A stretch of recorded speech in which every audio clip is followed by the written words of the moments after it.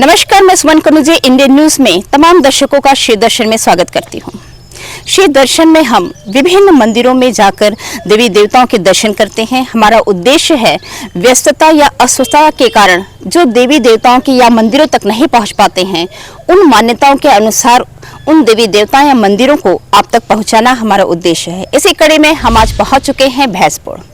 जी हाँ, विकास खंड बेरला, विधानसभा क्षेत्र बेमेतरा और ग्राम बोरिया में यहाँ पर स्वयंभू महादेव हैं। आइए उनके दर्शन के लिए चले चलते हैं। ये जो स्थान है, ये कहा जाता है कि यहाँ पर स्वयंभू शिव जी की उत्पत्ति हुई है लिंग के रूप में। तो कौरी कन्या यहाँ पर ये क्षेत्र है। इस स्थान पर आइए दर्शन करने चलते हैं हम महादेव के।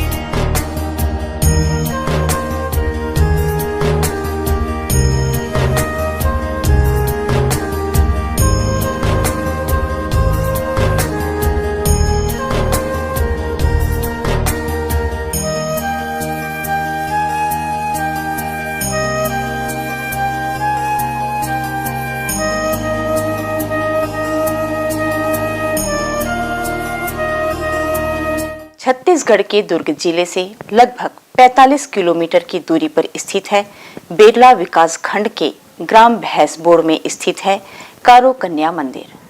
कारू कन्या मंदिर में मां कारू कन्या के साथ साथ मंदिर परिसर में स्थापित हैं शिवलिंग, मां दुर्गा, राम लखन सीता के मंदिर। साथ ही मंदिर परिसर में पंचमुखी हनुमान मंदिर एवं शनिदेव की स्थापना भी की गई है।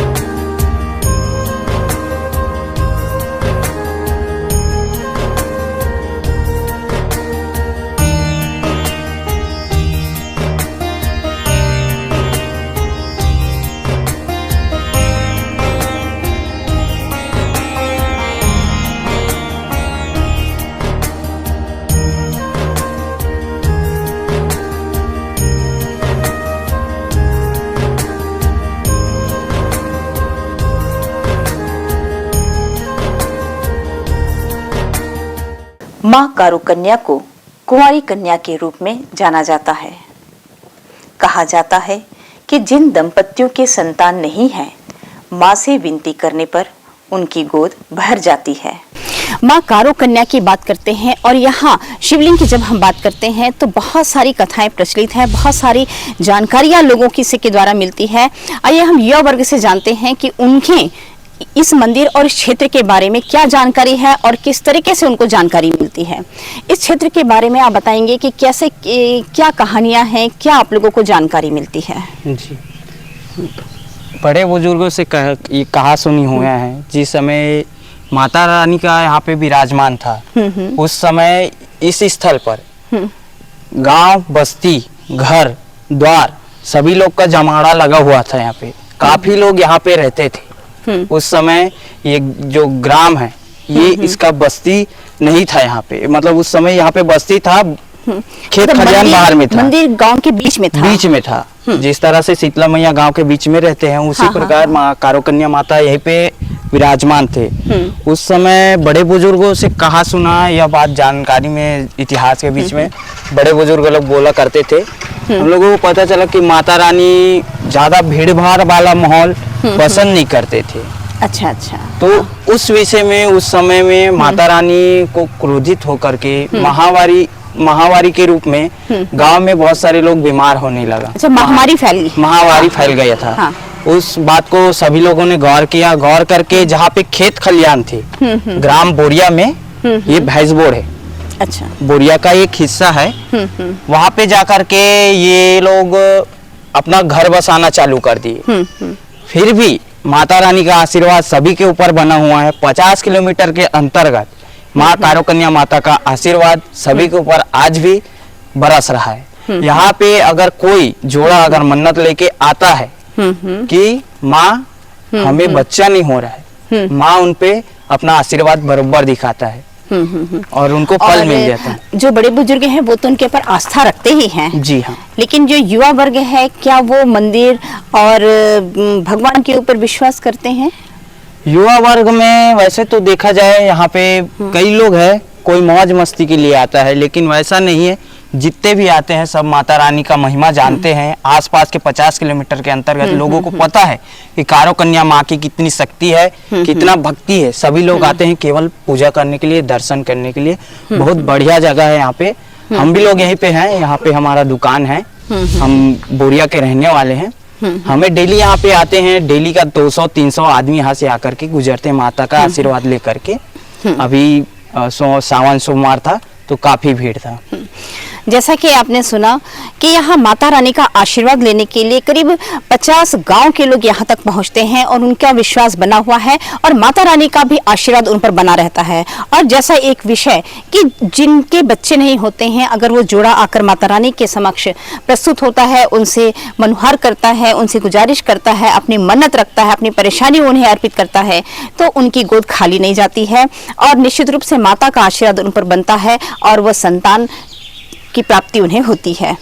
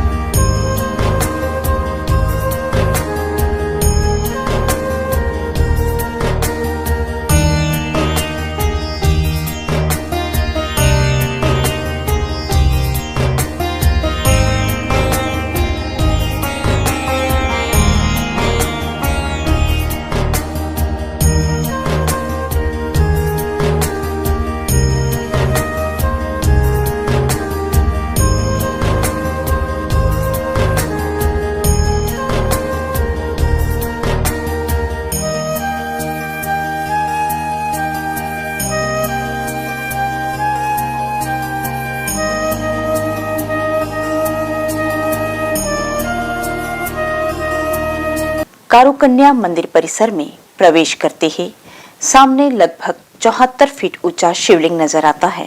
इस शिवलिंग की आकृति के अंदर सीढ़ियों से नीचे जाया जाता है। नीचे जाने पर वहां शिवलिंग स्थापित हैं। इस मंदिर की महत्ता तो बहुत है। आइए हम जानते हैं यहाँ के स्थानीय निवासी से और उनसे जानते हैं कि इस मंदिर जो कारो कन्या है माता उनके बारे में। और ये जो आप हमारे पीछे देख रहे हैं महादेव का विशालकाय 174 फीट ऊंचा जो आपको शिवलिंग नजर आ रहा है, इसके भीतर महादेव स्थापित हैं। तो आइए इसके बारे में यहाँ के स्थानीय निवासियों से जानते हैं। आप जो कारो कन्या माता है उनकी उत्पत्ति कैसे हुई और उनकी महत्ता कैसे बढ़ी, इसके बारे में बताएंगे। इनकी उत्पत्ति जो है उसको तो मैं भी नहीं जानता, लेकिन बुजुर्ग लोग जब से यहाँ एक गांव थी उस जमाने से, मतलब कई पीढ़ी पहले की है माता। जी जी जी। और इनकी महिमा अपरंपार है। अपरंपार है, कोई कहा नहीं जा सकता। हाँ, बस मैं इतने ही जानता हूँ माता के बारे में। और कहा जाता है कि माता रानी सबकी मनोकामना पूरी करती है। तो ऐसा कोई आपके ध्यान में कोई ऐसा वाकया है कि आपको जानकारी हो, आपने अनुभव किया हो कि नहीं माता सच में मनोकामना पूरी करती हैं? हाँ, सच में मनोकामना पूरी करती है। यहाँ के कोई उदाहरण बताएंगे? उदाहरण ये है कि जैसे हमारे एरिया में ये माता के जो मंदिर है कारो कन्या, उसके इर्द गिर्द चारों तरफ गांव है, कम से कम 25 गांव हैं। वहाँ के लोग जब बछड़ा या बैल या गाय भैंस गुम जाती है ना, तो अपने घर से ही मनौती मनाते हैं, मनोकामना करती माता से। और उनकी बैल जो 8 दिन में भी नहीं मिल पाता है, ढूंढते ढूंढते, वो घर माता को एक श्रीफल अर्पित करने के बाद अपने आत्मा से वो घर से जो निकलता है वो किसान गांव बाहर चरते हुए मिलता है उसको। अच्छा अच्छा। वो बैल। हाँ, इस प्रकार से। अब माँ की महिमा के बारे में मैं क्या बताऊं? जी जी जी, बहुत सारा है। हमने सुना कि माता रानी का ऊपर का जो छत है उसे बड़ा बनाने की बहुत कोशिश की गई, लेकिन वो सफल नहीं हो पाई। क्या बात है, क्या कारण है? हाँ, कारण ये है कि जो उस मंदिर को निर्माण किए शंकर शर्मा, नंदिनी टाउनशिप वाले, तो वो अपना श्रद्धा से वो निर्माण करवा दिए। उनके बाद यहाँ के जो समिति के जो मेन बलदाऊ महाराज जी हैं, वो तोड़ने की बहुत प्रयास किए, बहुत कोशिश की, लेकिन वो असफल रहे।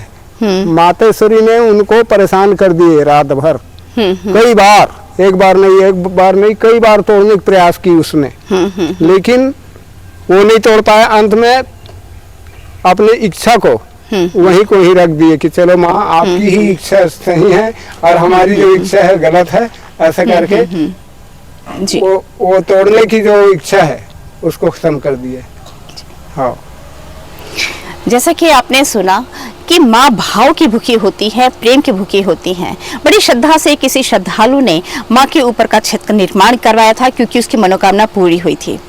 एक और भक्त को लगा कि मैं इस छत को ऊंचा कर देता हूँ, माँ का मंदिर ऊंचा बनवा देता हूँ, लेकिन उस व्यक्ति ने कई बार इस भाव से उस छत को तोड़ने की कोशिश की कि मंदिर को ऊंचा करवा दिया जाए, लेकिन वो मंदिर की छत नहीं टूटी और उस मंदिर को तोड़ने वाले को माता रानी ने स्वप्न दिया और इस तरीके से उनको इंगित कर दिया कि मैं यहाँ प्रसन्न हूँ, खुश हूँ, मुझे किसी भी प्रकार की अन्य छत की आवश्यकता नहीं है।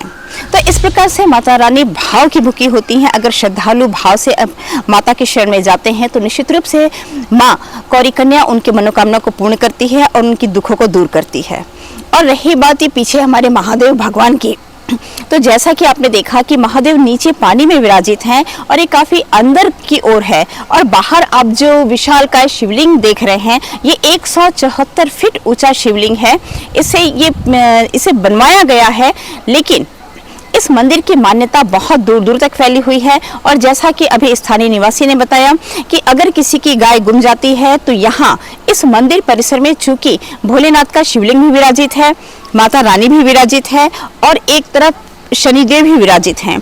इस प्रकार यह जो पूरा मंदिर परिक्षेत्र है देवी देवताओं से घिरा हुआ है। एक अलौकिक शांति का अनुभव होता है इस क्षेत्र में आने से। यहाँ पर माँ दुर्गा का मंदिर विराजमान है, आदि शक्ति माँ है और साथ में भोलेनाथ विराजित हैं, और दूसरी तरफ विराजित है शनिदेव जी, और एक तरफ नरसिंह भगवान की भी स्थापना देखने को मिलती है।